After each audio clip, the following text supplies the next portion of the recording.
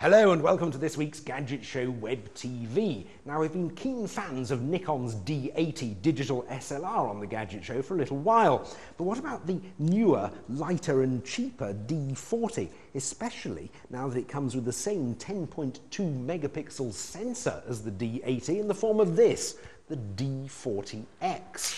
Well, I've been trying it for the last week or so, and on first impressions, I'm very impressed. Very quick to turn on, you're ready to shoot in what seems like a fraction of a second. It's got a very quiet shutter, and it's also very good to handle. You see, it feels completely right from the off. You can't say that about all cameras.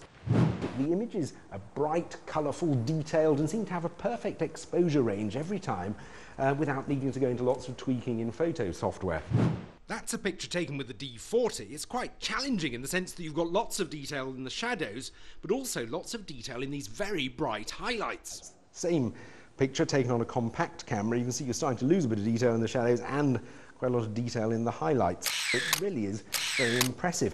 The standard lens is pretty good as well. It's an 18-55 and it comes included in the price.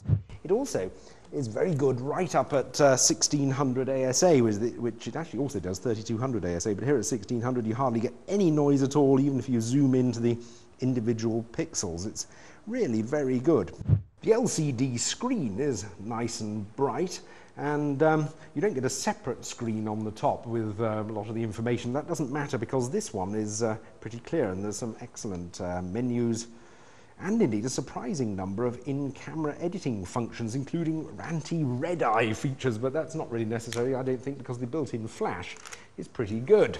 So, all in all, it's pretty brilliant. But there are actually a number of buts. The first thing is that most of the budget SLR rivals for this D40 come with some form of anti-dust on the sensor.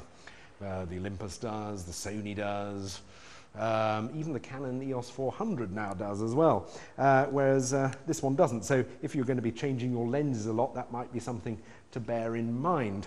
The second point is, if you already got a lot of Nikon equipment, the chances are it probably won't work with the D40.